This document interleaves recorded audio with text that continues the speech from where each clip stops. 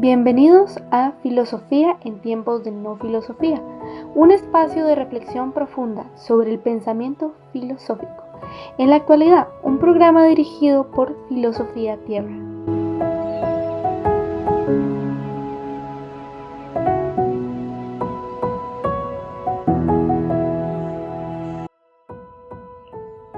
Este es mi mandamiento, que os améis unos a otros como yo os he amado. Juan 15, 12. Bienvenidos al episodio 283. Mi nombre es Marco Antonio y estamos en el día 6 de Filosofía del Lenguaje. Hoy nos toca el Tractatus Lógico-Filosóficos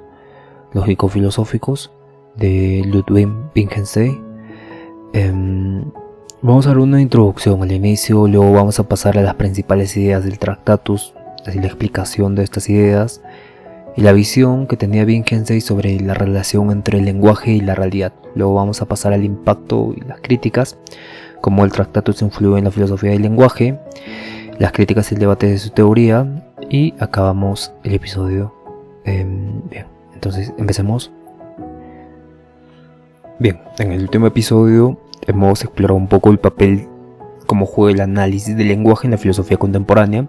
Vimos cómo figuras como Frege y Hus y Russell inauguraban esta nueva forma de hacer filosofía, no centrada no en grandes problemas metafísicos, sino en aclarar el sentido del lenguaje. Y esta perspectiva da lugar a lo que se conoce como el giro lingüístico, esta transformación que redefine la tarea de la filosofía en el siglo XX. Ahí surge la gran pregunta: ¿hasta qué punto los problemas filosóficos son realmente problemas de lenguaje? Pregunta clave. Esta pregunta, grábatela, memorízatela. En la filosofía del siglo XX esa es la pregunta fundamental. ¿Hasta qué punto los problemas filosóficos son realmente problemas de lenguaje? Y esta pregunta nos lleva directamente al pensador Ludwig Wittgenstein, que escribe el Tractatus Lógico-Filosóficos de 1921 fue publicado este libro. Entonces Wittgenstein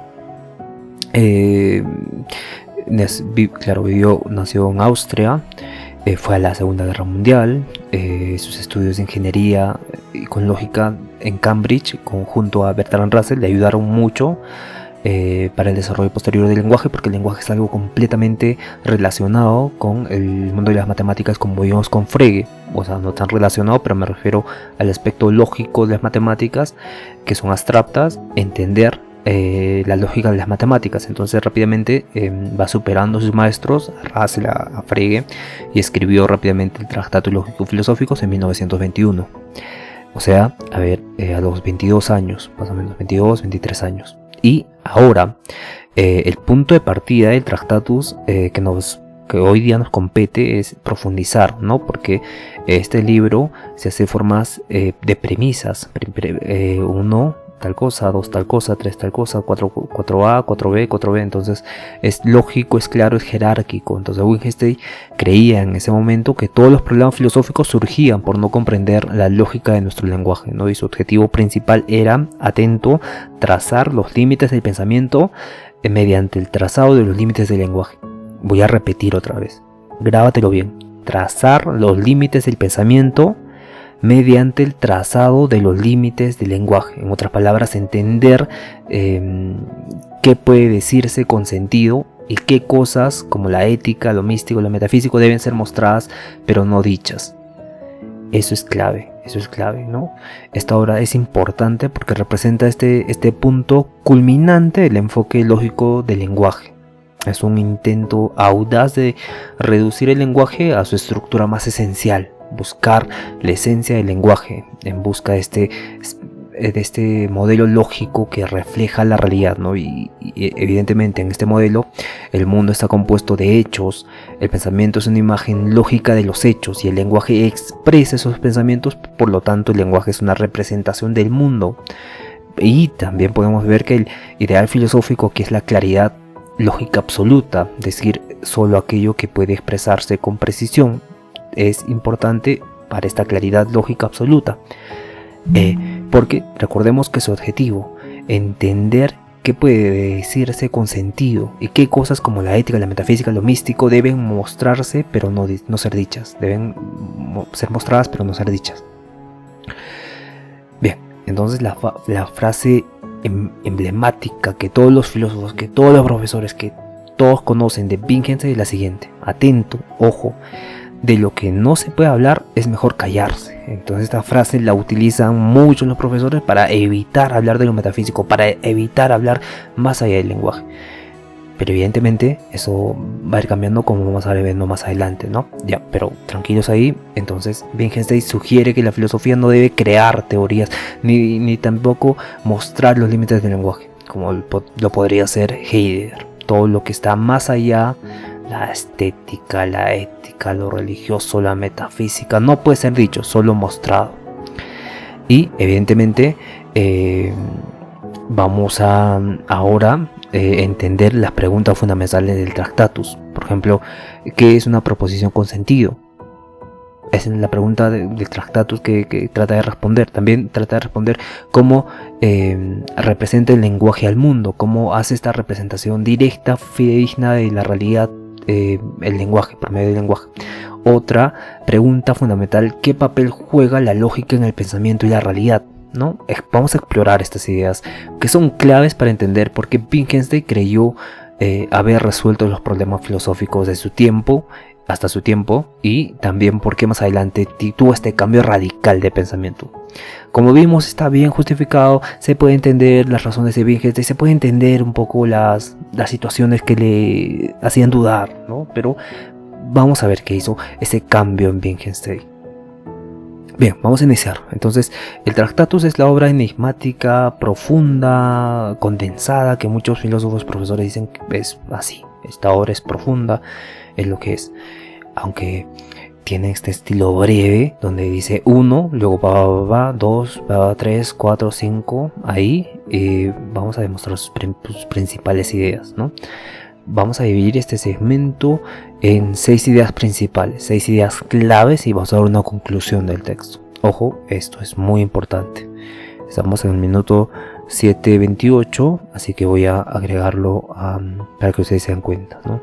Bien, entonces el Tractatus, siendo un libro enigmático, tiene ideas principales, ideas hermosas. Por ejemplo, 1. El mundo es la totalidad de los hechos y no de las cosas. Ojo, vamos a repetir textualmente lo que dice Wittgenstein. Nada de cuentos, nada de nada. El mundo es todo lo que es el caso. El mundo es todo lo que es el caso. El mundo es todo lo que es el caso. El mundo es todo lo que es el caso. Proposición 1.1. El mundo está determinado por los hechos y por ser todos los hechos. El mundo está determinado por los hechos y por ser todos los hechos. Para Wittgenstein, el mundo está hecho de objetos aislados. Todo el mundo pensaría que esto es así: objeto aislado, todo está aislado, ¿no? Pero Wittgenstein, no, así no es el mundo, ¿no? Sino que está hecho de hechos, está lleno de hechos. El mundo se construye a través de hechos, de combinaciones de objetos en ciertas relaciones, ¿no? Un hecho es algo que ocurre, una configuración de las cosas. Yo levanto esta y tomo mi agua. Es una combinación de los hechos donde están combinando objetos, se está combinando todo esto. En ese sentido, no existe, cuando decimos palabras, ¿no? El vaso está sobre la mesa. Es un hecho. Vaso o mesa por sí solos no son un hecho. Son un hecho cuando decimos el vaso está sobre la mesa. Ahí constituye una combinación, una unificación, una relación de objetos.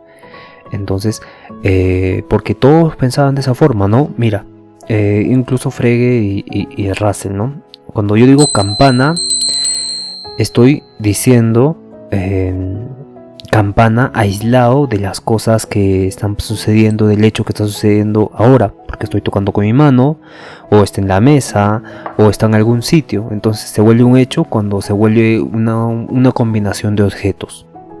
Ahí está, claro. Entonces trata de decirnos eso. En la segunda, bueno, es la tercera proposición, pero la segunda idea es que el pensamiento es una imagen lógica de los hechos. Dice textualmente, el pensamiento puede ser la imagen lógica de los hechos. O sea que pensar no es simplemente tener ideas vagas, sino formular representaciones estructuradas del mundo. O sea, pensar al frente, no sé qué estés viendo, pero no estás viendo de forma desordenada, sino que estás viendo de forma coherente y ordenada y lógica. En ese sentido, estás haciendo una fórmula de representaciones estructuradas del mundo. No están en desorden, eso se refiere. Y por eso tiene sentido de verlas. Y cada pensamiento estructura objetos de una forma lógica. Cada pensamiento que te vas a tener va a estructurar este pensamiento de forma lógica. Por ejemplo, al frente de una pizarra lejana, con letras y demás, pero tengo sentido de que expresan algo, ¿no? Que está ahí por algo. Y evidentemente esto es igual a decir que el pensamiento es una imagen lógica de los hechos. Es muy interesante, porque los hechos ya dijimos que se combinan, es una combinación de objetos, y el pensamiento es una imagen lógica de esos hechos. O sea que nuestro pensamiento automáticamente va combinando cosas y dándole sentido. Ahí está, claro. La tercera idea fundamental de Wittgenstein es que el lenguaje va a representar los hechos mediante proposiciones. En 2.1, la proposición 2.1 menciona lo siguiente: la proposición es una figura de la realidad. Esa frase es sumamente importante. La proposición puede decir cualquier cosa. Yo hablando en este momento, Pedro come su comida, proposición. Mi perro está durmiendo, proposición. Todos pensamientos, proposiciones. O sea, Marco está hablando en tu mente, o Marco está equivocado, o Marco le falta esto, o lo que fuese, es una proposición que está dentro de tu mente, que se expresa con lenguaje. Evidentemente, cuando ya lo hablas, se vuelve correctamente una proposición enunciada. Pero en este sentido, la proposición en general es una figura de la realidad, donde el lenguaje no es simplemente una colección de sonidos, símbolos, sino que es todo un sistema de signos que representan hechos posibles. Entonces, cada proposición con sentido y sin sentido también, bueno, ya mencionamos antes que cada proposición, por estar viendo o siendo el pensamiento una imagen lógica de los hechos, ya constituye un sistema, ya constituye una proposición con sentido, y que ésta describe un estado de cosas posibles. Y si ese estado de cosas es real, la proposición es verdadera. Si no es real, es falsa. Evidentemente, cuando imaginamos el unicornio está volando ahorita, o un dragón está pasando por mi ventana, esta proposición no es falsa, pero tiene sentido, pero termina siendo falsa. O sea, no es falsa en el sentido de que no tenga sentido de eso, sino que tengo sentido de esto, pero cuando no está correspondiendo a los hechos o a una combinación de objetos en la realidad, no es verdadera, es falsa. Es lo mismo decir, ¿no? La lámpara está encendida. Es una proposición que muestra una posibilidad en el mundo de que una lámpara está encendida, y si realmente veo una lámpara que está encendida, entonces la proposición corresponde al hecho de que está prendida. Pero hablamos de posibilidad en el mundo, hablamos de cosas posibles. Por eso se diferencia de dragón que está volando de una lámpara que está prendida en cualquier parte del mundo. Puede ser un hecho, claro, pero no necesariamente es verdadero. O puede ser que todas las lámparas del mundo estén apagadas, pero posiblemente alguna lámpara esté prendida. O puedo decir, ¿no? Un hombre está saltando 1500 veces ahora. Entonces puede ser posible. Hay una posibilidad. Por eso mencionaba antes que tiene sentido, pero tiene sentido, por eso no es falsa, porque tiene sentido, pero cuando la proposición no corresponde a los hechos es falsa, recién cuando se contrasta con la realidad. Porque esto es muy complejo, como vimos anteriormente con la creencia en Russell. corresponde a ese ámbito también, corresponde al ámbito completo de analizar la filosofía, porque la filosofía siempre habla del ser, del Dasein, habla de estas cosas metafísicas abstractas, pero que corresponden a un hecho, que corresponden a una forma de ver el mundo, que corresponden entonces a una realidad social explicada desde una base metafísica. En ese sentido, podemos ver que diferencia el lenguaje va a representar siempre hechos mediante las proposiciones.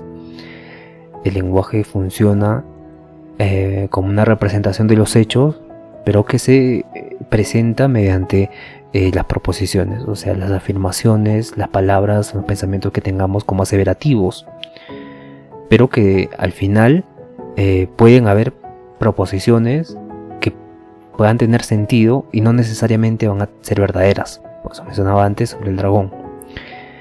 La cuarta idea y muy fundamental es la estructura lógica común entre el lenguaje, pensamiento y mundo.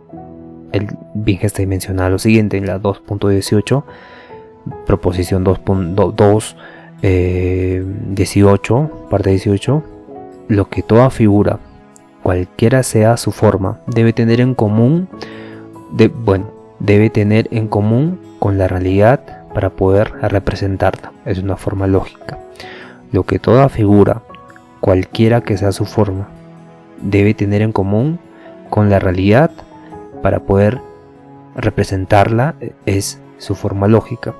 Aquí está el corazón del Tractatus, aunque no se va a entender un poco porque la premisa de que dice debe tener en común con la realidad para poder representarla ya habla de una forma lógica. O sea que la forma lógica va a corresponder a lo que se va a representar en la realidad y lo que va a expresar cualquier figura. Y el lenguaje puede representar la realidad porque comparte con ella una forma lógica común. Estas formas lógicas comunes, por ejemplo, el triángulo va a compartir el lenguaje, va a representar la realidad, pero también va a estar acompañada de la parte lógica, como dijimos antes, ¿no? No se olviden, lo matemático, lo geométrico es abstracto. No vemos un triángulo y decimos ahí está el triángulo, ahí está físicamente, la referencia del triángulo está ahí, no existe eso.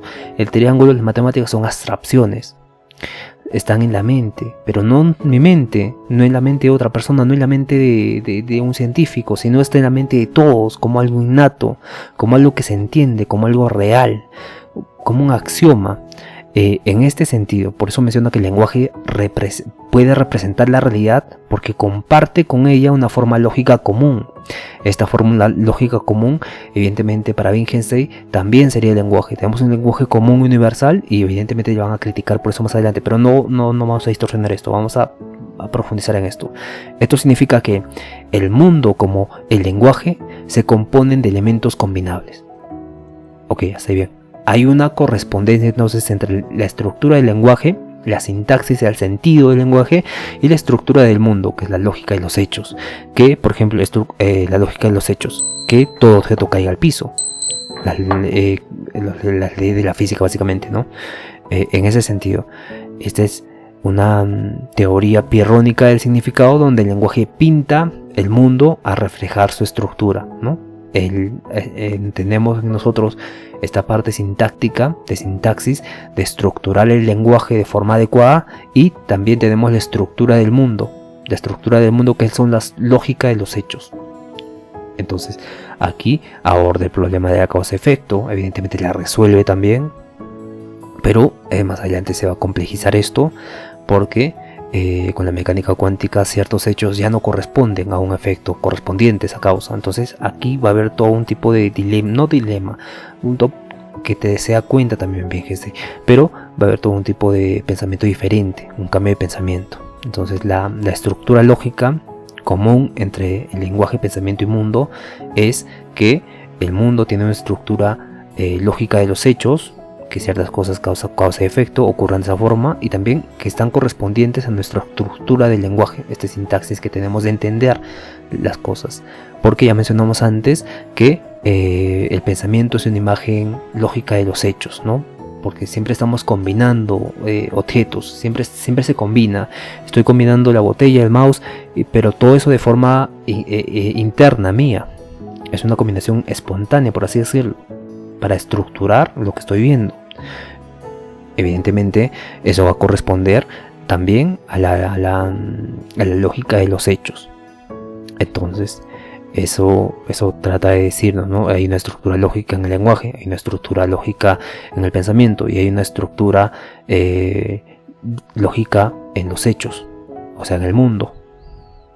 Bien, hasta ahí correcto. Entonces la quinta idea es que la lógica es como una base invisible del lenguaje. Y esto es clave, esto es la idea principal. Bueno, aparte de esa idea, pero esta es la idea muy esencial que muchos no abordan, ya sea por A o por B, pero esto es clave, ¿no? Y muchos desvían también su atención de lo que quiere decir. La lógica es la base invisible del lenguaje. Esto es clave, la lógica es la base invisible del lenguaje. En la proposición 5.61 puede revisarla. Voy a leer textualmente, le voy a ahorrar un poco de tiempo. La lógica llena el mundo. La lógica llena el mundo. O sea, los límites del mundo son también los límites de la lógica. Bien, voy a repetir. La lógica llena el mundo. Los límites del mundo son también sus límites. ¿Esto qué quiere decir? Lo que decía antes, ¿no? Los límites del lenguaje son los límites de mi mundo, pero dijo algo mucho más profundo. No dijo eso, simplemente dijo que la lógica llena el mundo, está lleno de lógica el mundo. O sea, lleno de la lógica de los hechos, de estructura del mundo. Todo hecho tiene lógica, la lógica de los hechos. Y la lógica está llena el mundo de esta lógica. Entonces los límites del mundo son también los límites de la lógica. Entonces la lógica no es parte del mundo, sino que es su estructura interna. No se puede decir que es la lógica, simplemente solo se puede mostrar mediante el uso correcto del lenguaje esa lógica. Entonces, por eso Wittgenstein ve que la filosofía no es una teoría, sino una actividad que muestra los límites del lenguaje con claridad lógica. Esto es importante. La filosofía no es una teoría, sino una actividad que muestra los límites del lenguaje con claridad lógica. Luego tenemos que mencionar que lo que no se puede decir se debe callar, ¿no? Por esto, porque si el mundo tiene una estructura lógica, el lenguaje, el pensamiento y la lógica es la base invisible del lenguaje, y la filosofía no es una teoría, sino que es una actividad que muestra los límites del lenguaje con claridad lógica, no podemos hablar lo que está más allá de esta claridad lógica, de esta lógica de los hechos. Y por eso menciona en la proposición 7, de lo que no se puede hablar es mejor callarse. Y aquí culmina el Tractatus. Termina ahí, termina con eso el Tractatus. Aquí hay cosas que no pueden expresarse con un lenguaje lógico, ¿no? Aunque sean profundamente importantes, como por ejemplo lo estético, lo sublime, la ética, el sentido de la vida, lo místico. Estas cosas no pueden ser dichas, porque no pueden representarse en proposiciones lógicas, solo pueden ser mostradas o pueden ser vividas, nada más. Entonces ahí acaba el Tractatus. Pero es muy importante estas 6 ideas. Vamos a repasar de forma más sencilla estas ideas. Bien, vamos a dar un repaso general completo sobre las 6 ideas del Tractatus Lógico-Philosophicus, sencillos para que se entienda fluidamente y contribuya al aprendizaje. Bien, la idea número 1: el mundo no está hecho de cosas separadas, sino de hechos que son la combinación de las cosas. Hasta ahí, bien, ¿no? El mundo, menciona lo siguiente: el mundo es todo lo que ocurre. Wittgenstein dice que el mundo está formado por hechos, como el vaso está sobre la mesa está sobre un piso y demás. Entonces, no es simplemente cosas sueltas, sino que un hecho es una cosa en cierta situación. Un hecho es en relación con otras cosas, ¿no? Está en cierta situación. 2. Pensar es presentar hechos en la mente. Pensar es presentar hechos en la mente. Lo hice de forma diferente. Pensar es hacer una imagen lógica de los hechos. Entonces para él pensar es soñar, pensar no es soñar ni imaginar libremente. Para él el pensamiento no es una imaginación, ni es imaginar libremente, ni es soñar. Es más bien una representación como son o podrían ser las cosas, ¿no? Como si en tu mente existiera un mapa de todo el mundo, ¿no? Es representar cómo son o podrían ser las cosas. 3. El lenguaje es un espejo del mundo. Esta proposición la hice diferente, donde hablan que cuando hablamos describimos hechos posibles, cuando nosotros nos referimos al mundo, porque la proposición es una figura de la realidad. Textualmente menciono esto entre comillas. Ya mencionamos que dice algo mucho más complejo. Exactamente dice: la proposición es una figura de la realidad, en la proposición 2.1. Sin embargo, podemos ver que el lenguaje es un espejo del mundo. Por ejemplo, la lámpara está encendida, muestra una situación que puede ser verdadera o falsa. Si pasa en el mundo es verdadera, y si no pasa es falsa. Hasta ahí genial. Entonces la cuarta idea es que todo funciona gracias a una estructura lógica común, donde el lenguaje, el pensamiento y el mundo comparten una forma lógica, ¿no? Y el lenguaje puede representar el mundo porque ambas tienen estructura. O sea que el lenguaje es la que va a representar a la lógica estructural y a la lógica del lenguaje. Entonces el mundo combina cosas, y el lenguaje combina palabras, y esa forma común se llama forma lógica. Es como el esqueleto que tienen en común, ¿no? El mundo y el lenguaje, la forma lógica. Bien, la quinta idea es: la lógica está en todo, ¿no? Aunque no la vemos, está en todo. La lógica llena el mundo, menciona él. Entonces la lógica no es una cosa más en el mundo, sino es la base que lo organiza todo. No se puede explicar con palabras, solo se nota cuando usamos bien el lenguaje. Esto es clave, importante, curioso además, pero es importante. Y la última idea es que no hay cosas de las que no se pueda hablar. De lo que no se puede hablar, mejor es callarse. No todo puede decirse con palabras. La ética, la belleza, lo sublime, el sentido de la vida, lo místico, lo metafísico, todo eso. Y hasta hace poco no hemos podido hablar nosotros de mecánica cuántica, del experimento de la rendija, de los dos estados de los fotones.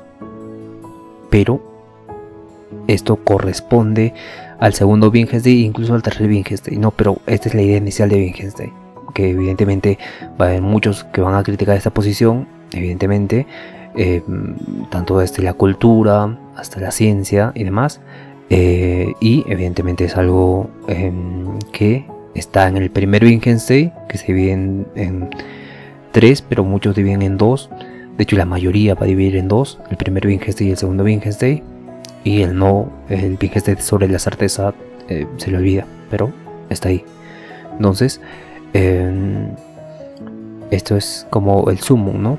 De lo que no se puede hablar, es mejor callarse, para no entrar en el ámbito de problemas filosóficos muy complejos. Entonces, para Wittgenstein, en el Tractatus, el lenguaje funciona como un mapa del mundo, pero ese mapa tiene límites.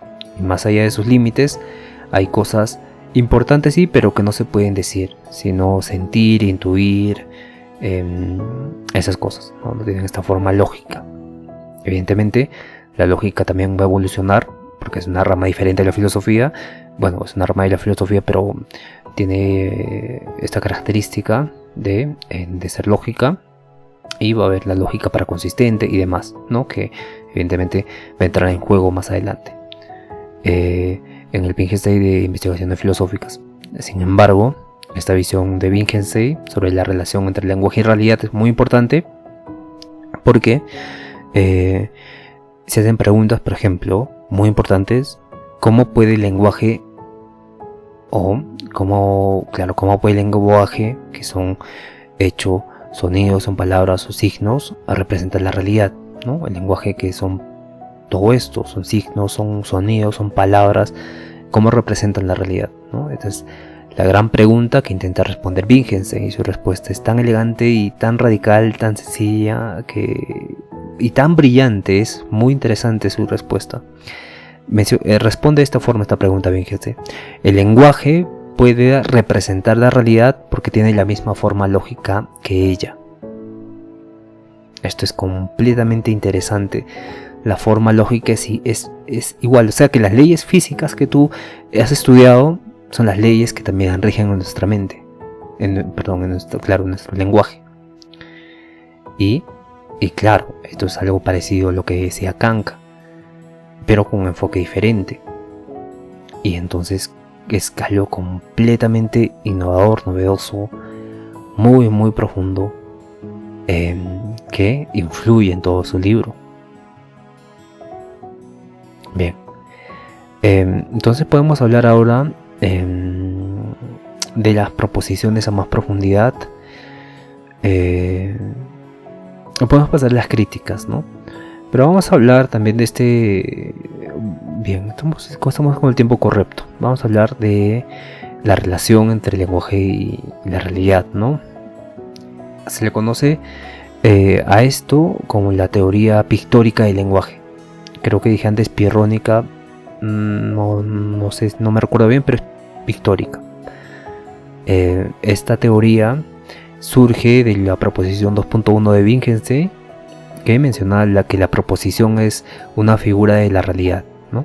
Wittgenstein sostiene que una proposición con sentido funciona como una imagen del mundo, así como un mapa representa un territorio, una proposición representa un hecho posible en el mundo. Esto es algo impensable. No es impensable, sino que es algo muy profundo que se necesita mucha reflexión para pensarlo gráficamente esto, ¿no?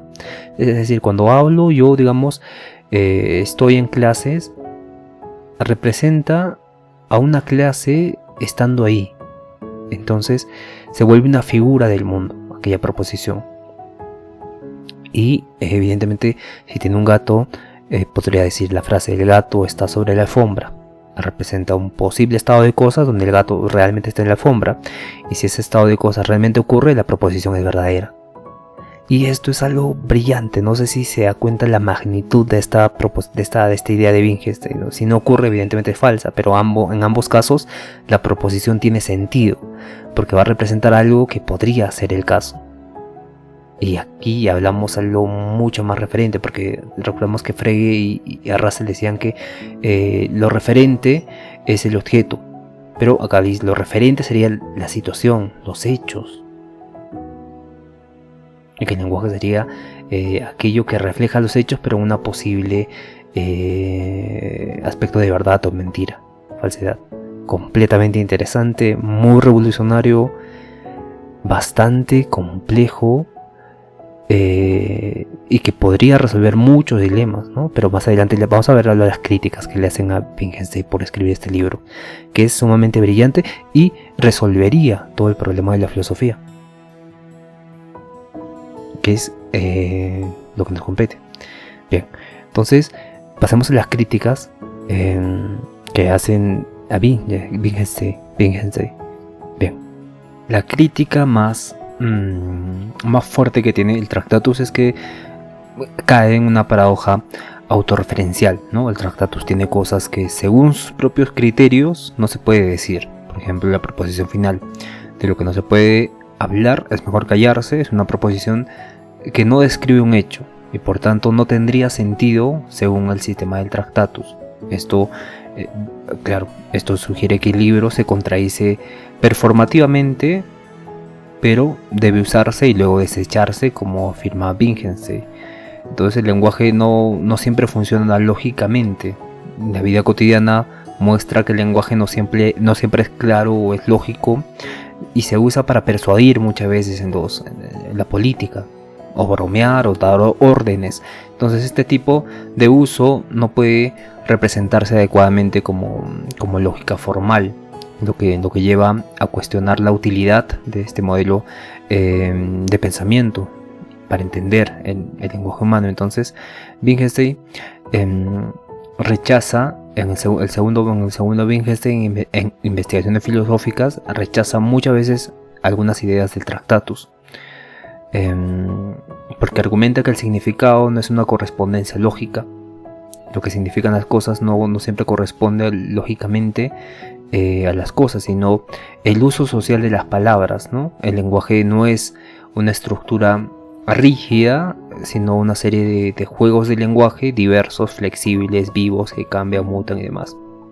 Entonces el Tractatus fue un hito en su tiempo, claro, porque transformó la filosofía del lenguaje al enfocarse en la estructura lógica del mundo y también del lenguaje, y cómo buscar la esencia de estas dos cosas. Inspira la lógica formal, la semántica, el análisis filosófico moderno, pero también muestra sus propios límites, ¿no? No podía explicar la riqueza del lenguaje cotidiano, ni tampoco la dimensión ética, estética, vital, metafísica, mística y demás, ¿no? Wittgenstein cierra ese capítulo con una intuición radical. Menciona que lo más importante no es lo que puede decirse, sino lo que puede mostrarse. Y claro, y evidentemente va en contra de su mismo libro, porque hay cosas que aparecen en la realidad, pero no pueden ser descritas y lógicamente tampoco pueden ser comprendidas. Los milagros, apariciones y demás, la antigravedad y demás.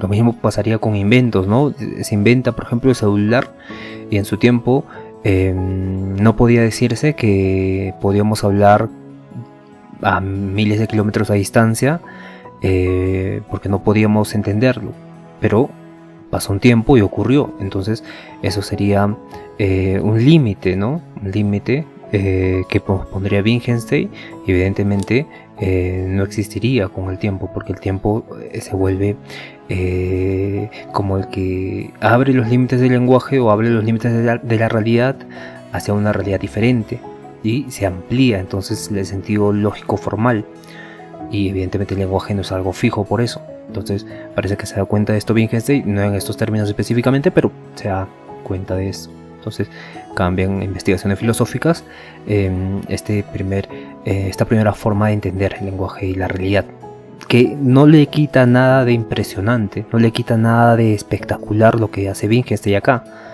Simplemente ocurren ciertas cosas que trató de solucionar todos los problemas de la filosofía, pero se dio cuenta que esta filosofía sigue avanzando, ¿no? Igual que el tiempo, igual que el lenguaje, igual que habían ciertas cosas que se tenían que explicar y no era una explicación holística del todo en general. Y evidentemente eso también hace que escriba Investigaciones Filosóficas, que es el segundo libro de Wittgenstein, y se le considera el segundo Wittgenstein.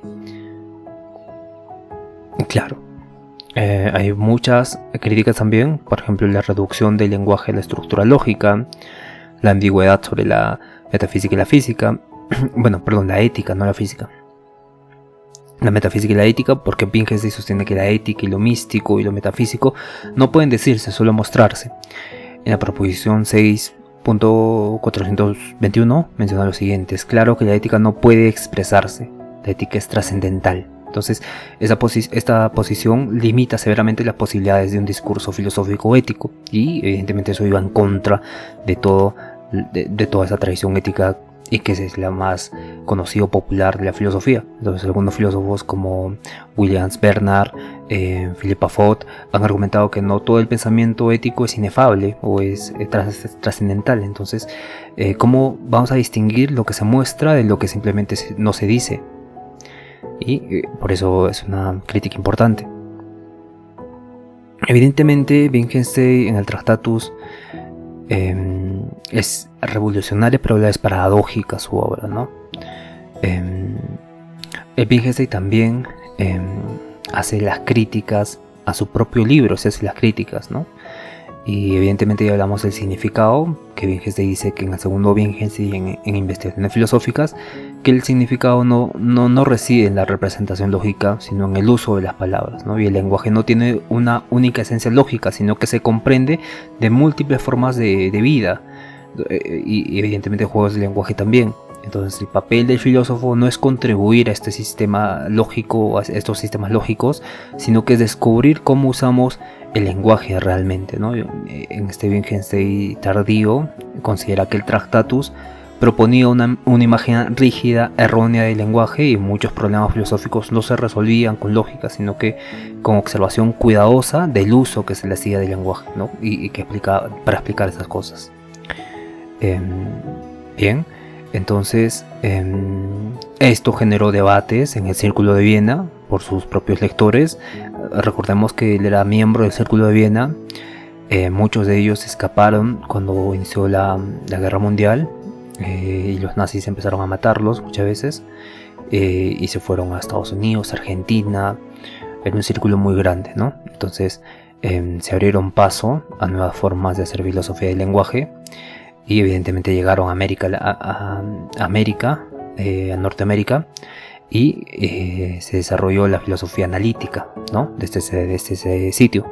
Y evidentemente actualmente, contemporáneamente, se sigue manifestando ahí en Norteamérica. Y bien, eso es lo que podemos decir del Tratados Lógico-Filosóficos. Mañana vamos a tratar sobre Wittgenstein y la filosofía del lenguaje ordinario. Y